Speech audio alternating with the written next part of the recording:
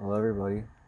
Today, with the election coming up soon in November, I've thought about who's probably going to win the presidency moving forward. And a lot of people have been saying Joe Biden's probably going to win, but we saw what happened last time with Trump. Trump sort of sneaked his way into victory, and while there were many people who were for him, many people were very silent about his the support for him. You know, but one thing that I found interesting was that people were just tired of how things were. So they basically thought, well, things can only get worse. So at this point, might as well just make things worse as they can get, and maybe something will happen. I know that a lot of people around me were voting for Trump just because, well, it'd be something new, exciting, and it might be the downfall of America. Can you believe it? And I guess if you have you know, someone as someone as someone who's such a variable like that, I guess the best way to put it. You know, they're like a wild card like Trump. That's definitely a possibility. But with that being said, I want to talk about, who do I think is going to win and how. And I still think the presidency is up for anyone's grab still. But how would this happen? Well, how this happen is that basically it really depends on who's going to end up giving the most handouts out. And why do I say that? Well, it's because, you know, whether or not you're Republican or Democrat, people can be bought out easily, right? People can be bought out so easily. And, I've known a lot of, I'm a conservative myself, okay? I live in a blue state, and I have a mother who is a Democrat, and I have a father who's a Republican. And, I've always been more, I don't know. I guess I would say, I would take the good and the bad from both. But I always believe that you deserve what you get. If you work hard, regardless of your background, yes, sometimes, actually, in most cases, your your your influences, your nature, your past, all these things heavily impact your future moving forward. But I believe that life's just not fair, and we're just going to have to deal with that. And there are people who really need help in this world, but a lot of people are capable of doing more than they can ever imagine. So with that being said, I believe in a lot of things that conservatives do. And whether or not you agree with my politics is fine. I mean, I still would have voted for Andrew Yang, who ran as a Democrat, for example. But it doesn't really matter what I think. I don't really care about politics at the end of the day. I just flow with the blows, and whoever becomes the president, or whichever side's moving left or right, I just deal with it accordingly, and I change my investing portfolio, or I change the way I conduct myself to match that. Be like water, and that's fine. I don't really care. Like, whoever becomes the president isn't the deciding factor of whether or not things are going to be okay at the end of the day. You know, it's not that easy. But with that being said, yeah, the next president is going to be whoever can win the most votes. And how does this work? Well, basically, people can be bought out easily, as I was saying earlier. Sorry, I went into a tangent. It's been a long day. It's been a very long day.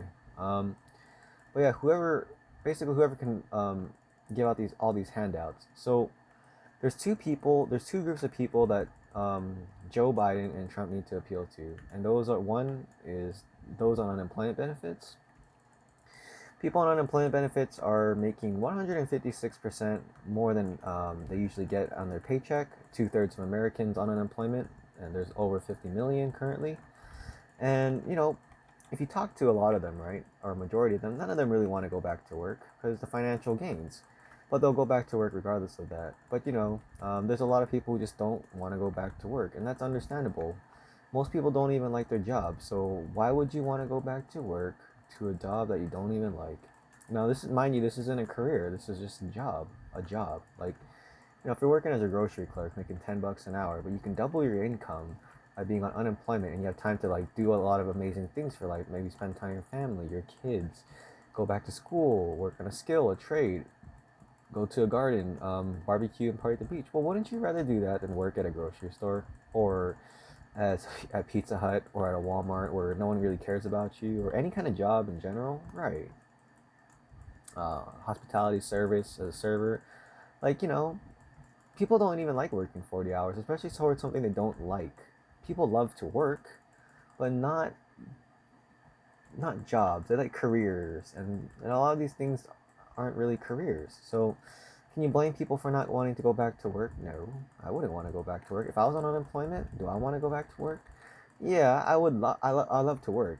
When I'm not at work, I'm still working, but on things I care about, like economics or investing or my life or my mental health or my body. These are things I like to do, or helping people. But you know, whoever can hand out the most basic unemployment benefits is going to be the winner. And the other group they need to appeal to are those who are essential employees, because while there are a lot of people, 50 million plus, on unemployment, we have those who are currently essential employees. And those people feel like they're all getting screwed over. Like, they're so pissed. They're not happy with how things are. They haven't gotten any money. They haven't gotten any hazard pay. I think only 2% out of the millions have actually received any sort of hazard pay.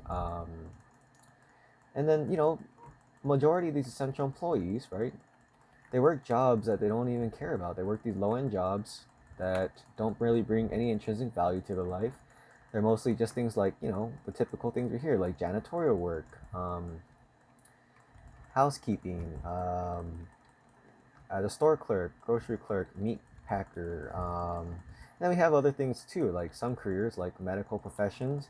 But then we also have things like Amazon workers, and these people don't even like their job. So yes, there are careers like law enforcement, medical professions, but then there's so many jobs that people don't even like. And I have family who work as nurses, for example, and you know, while they make you know uh, around $30 an hour or something as a nurse, the coworkers, because they have to lay off half of them, are currently making the same amount as them while being on unemployment. So they're upset too, even if they're making the same amount, because even though they're making like, even though my aunt, for example, could be making like $36 an hour as a nurse, right? Why would she want to be a nurse when she can be on unemployment like her friends who are currently working the same office as her, but make just $3 or $4 less an hour while being on unemployment, doing whatever you want? And a lot of these people don't even care. Like, they don't even like, they would rather take a break. Like, yeah, maybe when you're a nurse, you love your job, you love what you do, you love helping people, but you know, everybody loves a break too. So, if they can get a paid vacation, then why not? So a lot of essential employees feel screwed over, not just people who work these low end jobs, but people who work in career based jobs. What about those people who are essential employees who are working at home? Like, yeah, that's cool. At least they get to work from home, but um, why is someone making more than them while they are on a paid vacation? Well, that doesn't make any sense. So, how is Trump or Joe Biden going to appeal to all these essential employees who feel screwed over? Because, because if you ever talk to an essential employee, they do feel screwed over. Okay, they all feel screwed over. Look at Twitter.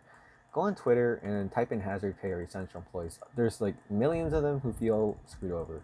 If you don't believe me and you don't want to check Twitter, go into your regular grocery store. Go into your local stores or anywhere and talk to any essential employee. Do you think they look happy? They don't look happy to me. They look pretty pissed. You can tell they're pretty spiteful because they know that people are making 3 times more than them while they're at home.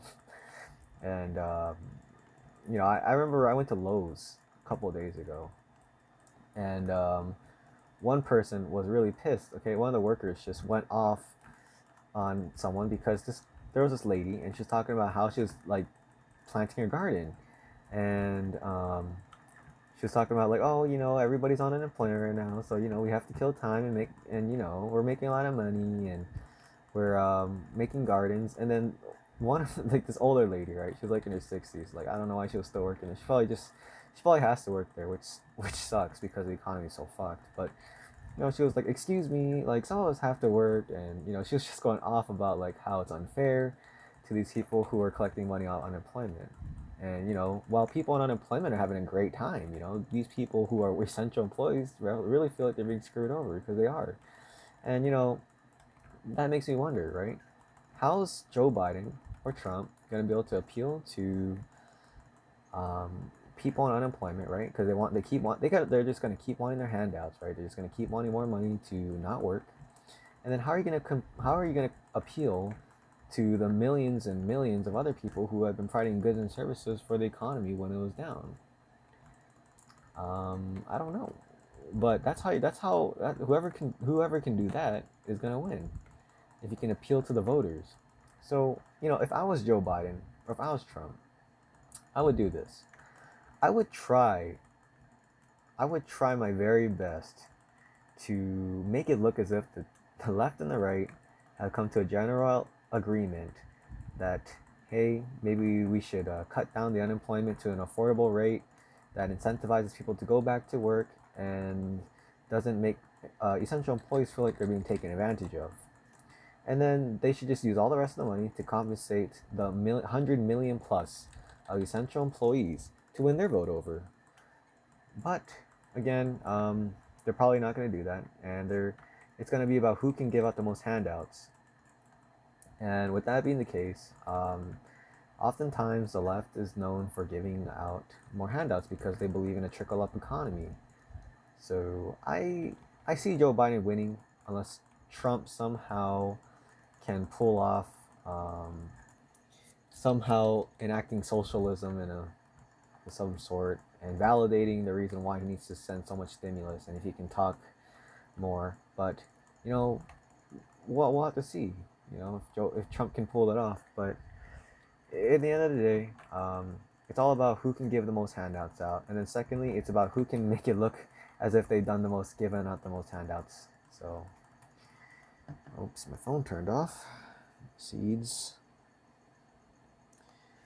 But yeah, with that being said, um, it's all about who can give out the most handouts. So I don't really particularly care who wins. I'm just gonna have to flow with the blows and adjust my life accordingly to whoever wins, because I have given up.